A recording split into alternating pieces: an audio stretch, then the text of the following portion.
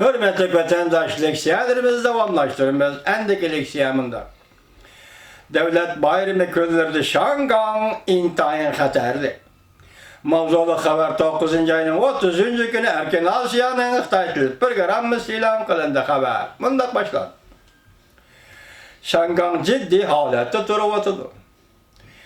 70 yıllık murasim günü sakçı taraf tünügün yani 146 nefer namayişçini kolgal. Ahval intayın xatarlı. Sakçı taraf her günü muhbirlarını kütübeleş yığını ötküzü vatıdı. Sakçı baş idaresinden Xi Jinping mında kaşkarıldı. Yadıroluk, zorvallık görevi. Doğrusu da akbarat tapşırıp aldı. 70 yıllık murasim günü intayın xatarlı. Bazılar torbetlerdi sakçılar hücum kılışını çakarık kıldı. Dep sakçı kıyafeti kırvelip adam öldürdü. Köpçükür. Koşunga pidaylarını ve zorvallarını teklif kıldı. Bunların zorvallık terörizmge bargansır yakınlaştı. Lekin sakçı taraf bundak zorvallık derdisi doğrusu da bir nime deyin. Aşı geplerinin hemmesi Şangan sakçı taraftan davatkan gepleri. Şangan 10. ayının 1. gün devlet kurulganlığının 70 yıllığını hatırlaş murasimida Harpsı'da Karmakka Şangan şu namayı şu haleti cimcittek görünetti. Közü görüngen namayaş zada bağçıda ötküzülgen. Otur mektep okuğuçularının okuş taşlaş yeğeleşidir. 12 yaşlık notok sözlük içi bir nefer, Maysi'deki yumran bir kız, bir bala, notok sözlük, Cumhuriyet Kompartiyası tahtın çöştüdü. Dikkat vatandaş. Cumhuriyet Kompartiyası tahtın çöştüdü. Tünügün, Linjin Yue, Şangan memuriyetinin başlığı, tahtın çöştüdü. 4 ay öttü değil, bugün. 12 yaşlık bir bala Şangan'da Cumhuriyet Kompartiyası tahtın çöştü. Ahırda yine gayretkar Şangan'da dedi bu yaş bala.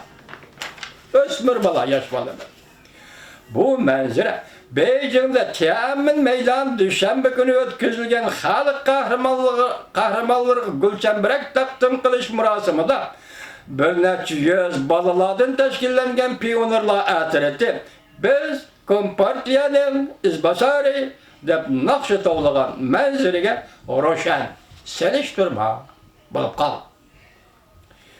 Şundaklı yekşembe günü çıktın keyin keşkiçe Gangda, Jinzhong, Wenzi, Tongluwen rayonlarda Şangan'da namayiş yüz bir hazırgıça körülüp bakmagan en kattık zorvallık dokunuş yüzber.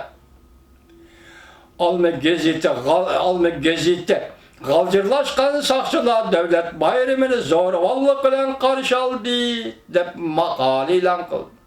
Muşu mavzu aslında makale ilan kıldı ve makalesi de 146 nefer namayişçinin miltek ok bilen parakende kılınavatkan Gangdav rayını da şu jarayanda yardar bulup kolga elin kallıkını haber kıldı. Demek Gangdav rayında Xitay ok çıkardı. Baş dedi oku. Hani köyüstüvatı kayni köyüstüvatı torbeti de govingoy. Bir kız kanğı melinip de yerde yatıdı. Lekin beşini ben göremeye kaldım. Yani bir kız sakçının aldığı beritumu karı kiyimlikken tapancısını çıkarıp sakçı tanıldı. Kayınlığı bu kızı yetevetti. Ben iki hata görmesem iki adam öldürüldü. Lekin Wenzi rayında sakçılar bunu inkar kılıp durup aldı. Haberde bunda görüstüldü. Bir nefer Endoneziyalik ayal muhbirinin közüge oqtaydı. Zorvallık yüz bir vatkan meydanda sakçılarının budaydan, bunu tercüm kılamadım dedim vatandaş neymi ki? Oku bu Endoneziyalik muhbir kızının közüge tak. Şangan memuru rayın hükümeti devlet bayramı bayrak çıkarış murasimini ilacı yok, zal işçiliği orlaştırdı. Köşte saliyot etiştin ibaret, bu 70 yıl işte kılattı o, kılış gerek idi o. İbaret bir tertip ne? Şangan hükümeti evvelden kaldırdı. Yani bu arkalık onun yayının birinci günü hatırlaş, bayrak çıkarış ne zalda ötkizdi. Lekin saliyot etişini evvelden kaldırdı.